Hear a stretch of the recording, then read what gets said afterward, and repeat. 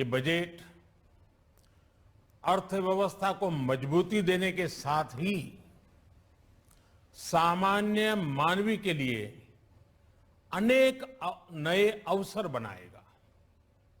ये बजट मोर infrastructure, more investment, मोर growth और more jobs की नई संभावनाओं से भरा हुआ है। और एक नया क्षेत्र और खुला है और वो है ग्रीन जॉब्स का। ये बजट तत्कालीन आवश्यकताओं का भी समाधान करता है और देश के युवाओं के उज्जवल भविष्य को भी सुनिश्चित करता है। ये पिछले कुछ घंटों से देख रहा हूं जिस प्रकार से इस बजट का हर क्षेत्र में स्वागत हुआ है, सामान्य मानवी की जो सकारात्मक प्रतिक्रिया आई है उसने जनता जनार्दन की सेवा का हमारा उत्साह अनेक गुना बढ़ा दिया है। जीवन के हर क्षेत्र में आधुनिकता आए, टेक्नोलॉजी आए, जैसे किसान ड्रोन हो, वंदे भारत ट्रेन हो, डिजिटल करेंसी हो, बैंकिंग के क्षेत्र में डिजिटल यूनिट्स हो, 5G सर्विसेज का रोल आउट हो, नेशनल हेल्थ के लिए डिजिटल इकोसिस्टम हो। इनका लाभ हमारे युवा, हमारे मध्यम वर्ग, गरीब, दलित, पिछड़े, ये सभी वर्गों को मिलेगा। इस बजट का एक महत्वपूर्ण पहलू है गरीब का कल्याण। हर गरीब के पास पक्का घर हो, नल से जल आता हो, उसके पास शौचालय हो, गैस की सुविधा हो, इन सभी पर विशेष ध्यान दिया गया है। इसके साथ ही आधुनिक इंटरनेट कनेक्टिविटी पर भी उतना ही जोर है। जो भारत के पहाड़ी क्षेत्र हैं, हिमालय का पूरा पट्टा, जहां जीवन आसान बने, वहां से पलायन ना हो, इसे ध्यान में रखते हुए भी नई घोषणा की गई है। हिमाचल, उत्तराखंड, जम्मू कश्मीर, नॉर्थ ईस्ट ऐसे क्षेत्रों के लिए पहली बार देश में पर्वतमाला योजना शुरू की जा रही है। ये योजना पहाड़ों पर ट्रांसपोर्टेशन और कनेक्टिविटी की आधुनिक व्यवस्था का निर्माण करेगी और इससे हमारे देश के जो सीमावर्ती गांव है, बॉर्डर के गांव है, जिसका वाइब्रेंट होना जरूरी है, जो देश की सिक्योरिटी के लिए भी आवश्यकता है, उसको भी बहुत बड़ी ताकत मिलेगी।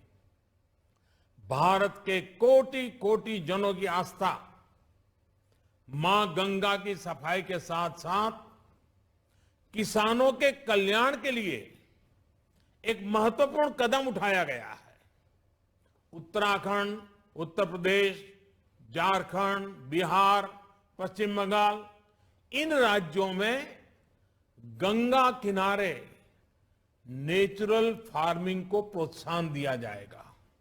इससे मां गंगा की सफाई का जो अभियान है, उसमें मां गंगा को केमिकल मुक्त करने में भी बहुत बड़ी मदद मिलेगी। बजट के प्रावधान यह सुनिश्चित करने वाले हैं कि कृषि लाभप्रद हो, इसमें नए अवसर हो, नए एग्रीकल्चर स्टार्टअप्स को प्रोत्साहन देने के लिए विशेष फंड हो या फिर फूड प्रोसेसिंग उद्योग के लिए नया पैकेज। इससे किसानों की आय बढ़ाने में बहुत मदद मिलेगी। एमएसपी खरीद के माध्यम से किसानों के खाते में 2.25 लाख करोड़ रुपए से भी ज्यादा सीधे ट्रांसफर किए जा रहे हैं। कोरोना काल में एमएसएमई यानी हमारे छोटे उद्योगों की मदद और उनकी सुरक्षा के लिए देश ने लगातार अनेक निर्णय लिए थे, अनेक प्रकार की मदद पहुंचाई थी। इस बजट में क्रेडिट गारंटी में रिकॉर्ड वृद्धि के साथ ही कई नई योजनाओं का ऐलान किया गया है। डिफेंस के कैपिटल बजट का 68% डोमेस्टिक इंडस्ट्री को रिजर्व करने का भी बड़ा लाभ भारत के एमएसएमई सेक्टर को मिलेगा। ये आत्मनिर्भरता की तरफ बहुत बड़ा मजबूत कदम है। 7.5 लाख करोड़ रुपए के पब्लिक इन्वेस्टमेंट से अर्थव्यवस्था को नई गति के साथ ही छोटे और अन्य उद्योगों के लिए नए अवसर भी बनेंगे। मैं वित्त मंत्री निर्मला जी और उनकी पूरी टीम को इस पीपल फ्रेंडली और प्रोग्रेसिव बजट के लिए बहुत बहुत बधाई देता हूं। कल भारतीय जनता पार्टी ने मुझे सुबह 11 बजे बजट और आत्मनिर्भर भारत विषय पर बात करने के लिए निमंत्रित किया है। कल 11 बजे मैं बजट के इस विषय पर विस्तार से बात करूंगा। आज इतना काफी है। बहुत बहुत धन्यवाद।